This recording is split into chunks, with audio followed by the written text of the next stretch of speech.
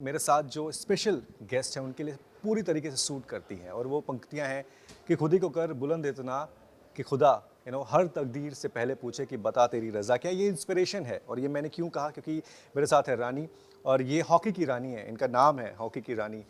रानी, बड़े दिन के बाद आपसे ना बातचीत हो रही है और देखो मेरे गूज़बम्स आ रहे हैं क्योंकि एक फ़ीमेल का छोटे गांव से निकलना, वो स्ट्रगल, पिताजी की मेहनत, माताजी की मेहनत, जब हम लिखते थे और जब हम आपसे बात भी करते थे तभी भी वैसी फील आती थी कि यार कैसे रानी ने कैसे किया ये कि एक कितना मजबूत दिमाग रहा होगा आपका अपने आप को मेंटली इतना स्ट्रांग रखना। बिल्कुल, क्योंकि मुझे लगता है यस, जहाँ से मैंने शुरू किया था हरियाणा में, शाहाबाद मारकंडा में, सो 7 साल की उम्र में शुरू करना एक बहुत मुश्किल काम था। उसके बाद क्योंकि बहुत ही गरीब परिवार में जन्म हुआ था और लड़की होने के नाते हरियाणा जैसे स्टेट में जहाँ बहुत मुश्किल था लड़कियों को स्पोर्ट्स खिलाना, तो संघर्ष तो बहुत रहे लाइफ में ना। पहले माँ बाप ने बहुत गरीबी देखी, संघर्ष किए, उसके बाद खुद भी काफ़ी संघर्ष किया, लेकिन जुनून कभी ख़त्म नहीं हुआ। वो जुनून बचपन से था कि शायद एक हॉकी हमारे पास जरिया है जिसके अ, उससे हम लाइफ में कुछ बदलाव ला सकते हैं, अपने माँ बाप की लाइफ में कुछ बदलाव ला सकते हैं। जैसे आपने बात की कि कैसे कोई बंदा मेंटली, मानसिक तौर पे इतना मजबूत कैसे हो सकता है। मुझे ऐसा लगता है कि ज़िंदगी में ना, जब आपके पास कोई चॉइस नहीं होती ना, कोई ऑप्शन नहीं होता, तो आपको लगता है जो है उसके साथ ही आपको आगे बढ़ना है ज़िंदगी में ना। सो मेरे साथ भी कुछ ऐसा ही था कि पिता जो थे रेड़ा घोड़ा चलाते थे, माँ जो है घर में काम करती थी। सो मेरे पास ऐसी कोई लग्जरी थी नहीं कि मैं जिसके लिए सोच सकती थी कि शायद मैं कभी डॉक्टर बनूंगी, इंजीनियर बनूंगी, क्योंकि उतना माँ बाप कभी अफोर्ड नहीं कर सकते थे। बट जैसे बोलते हैं ना, हर किसी की ज़िंदगी में एक इंसान ज़रूर आता है ऐसा ना, जो एक भगवान के रूप में आता है। और वो इंसान शायद मेरी ज़िंदगी में एक मेरे coach Dronacharya awardee Baldev sir ji आए, जिन्होंने शायद मेरी ज़िंदगी बदल दी, और जिन्होंने वो एक हुनर मेरे अंदर देखा कि मैं कुछ कर सकती हूँ। एंड सो आज मुझे लगता है कि मैं आज जो हूँ मैं उनकी बदौलत हूँ, जहाँ पे भी मैं हूँ। सो या सफ़र आसान नहीं था, लेकिन एक अच्छी गाइडेंस मिली, एक ऐसे लोग मिले जिन्होंने हमेशा ही प्रेरित किया ज़िंदगी में आगे बढ़ने के लिए ना, जिन्होंने शायद वो कभी सिखाया ही नहीं कि ज़िंदगी में हार कैसे मानते हैं।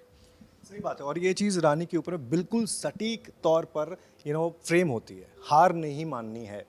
मुझे याद है यू नो टूटी हुई स्टिक आपको मिली थी, है ना, वहाँ से, और आप बच्चों को खेलते हुए देखती थी, आपका मन में था कि यार मुझे भी खेलना है। उस टूटी हुई स्टिक से टोक्यो ओलंपिक्स तक का जो सफ़र था आपका, आपने चौथा फिनिश किया एज कैप्टन आपकी टीम। आई थिंक वो सबसे बड़ी अचीवमेंट थी क्योंकि हमने मेंस हॉकी में तो वो गोल्डन एरा देखा है, लेकिन विमेंस हॉकी में हम अभी भी उससे दूर है, लेकिन नज़दीक पहुँचे। अनफॉर्चुनेटली आप पेरिस नहीं जा पाई, टीम नहीं क्वालिफाई कर पाई, लेकिन अभी रानी कर क्या रही हैं, कहाँ हैं रानी, दिख नहीं रही हैं फील्ड के ऊपर में। एक्चुअली यस, एक 7 साल से कि ये सफ़र शुरू किया हुआ टोक्यो ओलंपिक्स में फोर्थ फिनिश करना बहुत एक सुनहरा समय रहा। 15-16 साल जो इंडियन टीम के साथ एंड बहुत इन्जॉय भी किया मैंने उस टाइम हॉकी को। uh, अभी भी रानी हॉकी के साथ ही है, किसी ना किसी वे में। अभी आप जैसे मुझे देखोगे कि मैं एक एज अ मेंटर जो है वो अभी विमेंस की जो लीग हो रही है, हॉकी इंडिया लीग पहली बार हो रही है। हॉकी इंडिया का बहुत अच्छा इनिशिएटिव कि उन्होंने ये लीग शुरू कराई।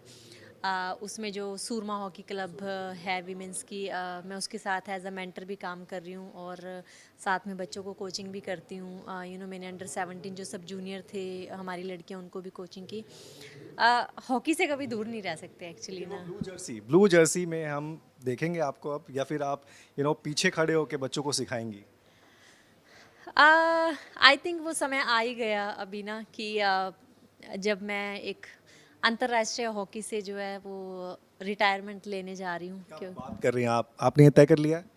बिल्कुल, मैंने ये तय कर लिया, क्योंकि किसी भी खिलाड़ी के लिए बहुत मुश्किल समय रहता है ये फैसला लेना ना, क्योंकि आप इतना लंबा समय आप हॉकी के साथ बिताते हो, बहुत सारी टाइम आप अपनी कंट्री के लिए जो है वो देते हो। और बड़ा डिफ़िकल्ट लगता है ये डिसीज़न लेना ना, बट मुझे लगता है कि शायद यही सही समय था वो फ़ैसला लेने का ना। और मुझे कोई रिग्रेट नहीं है अपने करियर में, अपनी लाइफ में ना, कि किसी भी तरह का काश मैं ये कर लेती, काश मैं वो कर लेती, या मेरे पास टाइम नहीं था, ये नहीं था। सो जो मुझे अपॉर्चुनिटी मिली वो मैंने उसको हमेशा ही उसको चैलेंज की तरह लिया कि ठीक है, मुझे एक पॉजिटिव उसमें इसको फुलफ़िल करना है, हमेशा अपना 100% देना है। एंड तिरंगा के लिए खेलना हमेशा ही मान की बात रही है, और हमेशा रहेगी उस तिरंगा के लिए हम क्या और कर सकते हैं। सो अभी एक जर्नी जो है वो, एक चैप्टर अभी ख़त्म हुआ है तो दूसरा ऑलरेडी शुरू हो गया, कि मैंने बोला मैं वीमेंस टीम के साथ जो है हॉकी इंडिया लीग में सूरमा हॉकी क्लब के साथ एज अ मेंटर काम करूँगी। सो लेकिन रानी, आपने ये खबर बता के ना बड़ा चौंका सा दिया है, क्योंकि हम उम्मीद नहीं कर रहे थे कि इस इंटरव्यू में हमें ये भी जानने को मिलेगा कि आप अब हॉकी स्टिक के साथ, ब्लू जर्सी में नहीं लेकिन स्टिक के साथ एक अलग रोल में नज़र आएंगी, कोचिंग करते हुए। ऑल द बेस्ट, आपको, आपकी ये जो जर्नी थी बहुत शानदार थी।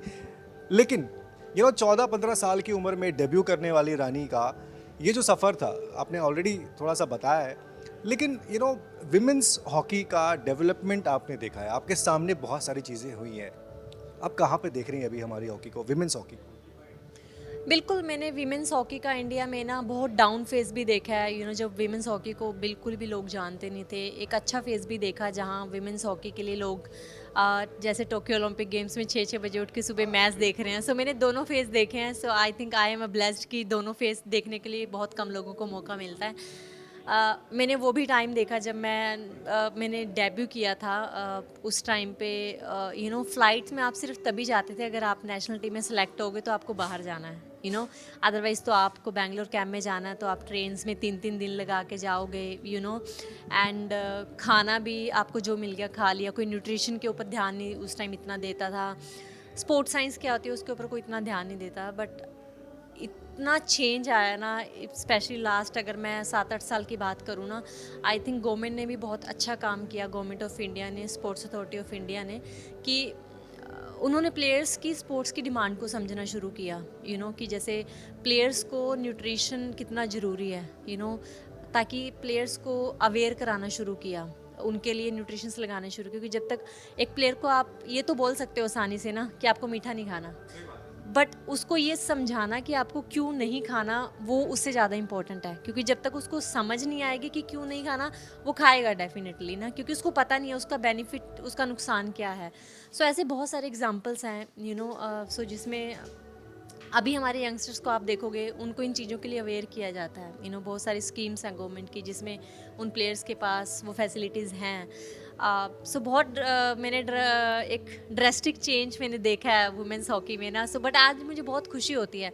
फॉर एग्जांपल हम सिर्फ सोचते थे हमेशा ना कि कभी विमेंस हॉकी की लीग होगी क्या, मतलब ना मेंस की तो हमने हमेशा ही देखी है। आपका भी इंतज़ार था, आपका भी इंतज़ार था कि ये मेरे टाइम पे हो ताकि मैं खेल पाऊँ, लेकिन देखो अभी थोड़ा लेट हुआ, लेकिन अब रानी वहाँ पर कोचिंग के उसमें नज़र आएंगे। अच्छा, आपने ना अपनी फैमिली से वादे भी बड़े सारे किए थे, मैं घर दिलाऊंगी, मैं एक अच्छा आपको लाइफस्टाइल दूंगी।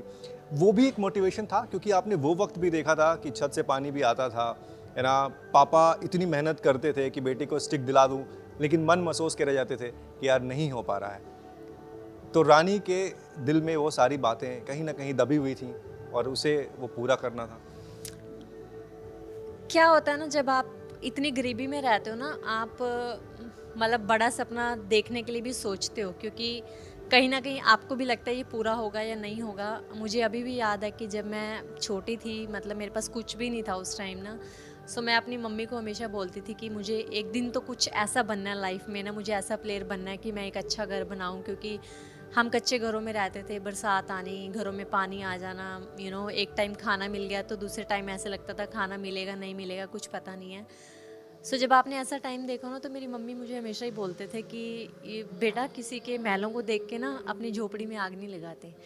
तो मैं उनको हमेशा बोलती थी कि आप ऐसा क्यों सोचते हो, मतलब ना अगर हम सपना ही नहीं देखेंगे तो हम उसके लिए मेहनत कैसे करेंगे। पहले सपना देखना तो ज़रूरी है ना, तभी आप उसके लिए मेहनत करते हो।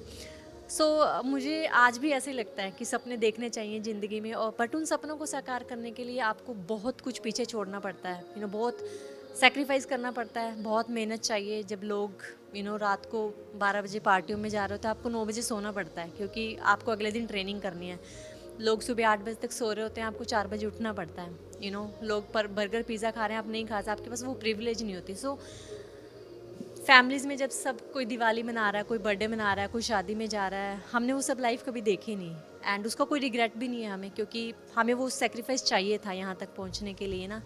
एंड होपफुली अब यही है कि नेक्स्ट जनरेशन जो है, हम उनको भी इसी चीज़ों से इंस्पायर करें। मैसेज दे दीजिए आप हमारी यंग टीम को। हमारे सभी यंग बच्चों को यही मैसेज है कि आप सभी जो है फ़ोन से दूर रहिए। मेरा फर्स्ट मैसेज यही है, क्योंकि आज की जनरेशन फ़ोन्स पे बहुत रहती है। आप अपनी हेल्थ का ध्यान रखिए एंड अपना विज़न क्लियर रखें, आपको लाइफ में करना क्या है, उसके लिए जो है आप मेहनत करो। लाइफ में चैलेंज बहुत आएंगे, लेकिन एक्सेप्ट करो और आगे बढ़ो। अच्छा रानी, मैं आखिरी सवाल आपसे पूछ रहा हूँ। कॉमनवेल्थ गेम्स बड़ा ज़रूरी होता है, लेकिन इस बार जो डिसीजन आया वो थोड़ा सा चौंकाने वाला है। हॉकी नहीं है वहाँ पर, आपको लगता है नुकसान है? नहीं, बिल्कुल देखो, कॉमनवेल्थ हमारे स्पेशली इंडिया के लिए बहुत बड़ा टूर्नामेंट होता है। सब प्लेयर्स भी वेट करते हैं उसके लिए ना। एंड हॉकी उस कॉमनवेल्थ गेम्स में अभी नहीं है 2026 में। सो हमें बहुत बुरा लगा, like actually I am sad कि हॉकी स्पेशली हमारा एक नेशनल गेम है, एंड वर्ल्ड वाइड ऑल्सो लोग हॉकी को फॉलो करते हैं। सो उसका नहीं होना कहीं ना कहीं एक दुखदायक है हमारे सबके लिए। और काफ़ी सारी गेम्स हैं ऐसी, नॉट ओनली हॉकी, जो हमारी इंडिया की बहुत पॉपुलर गेम्स है।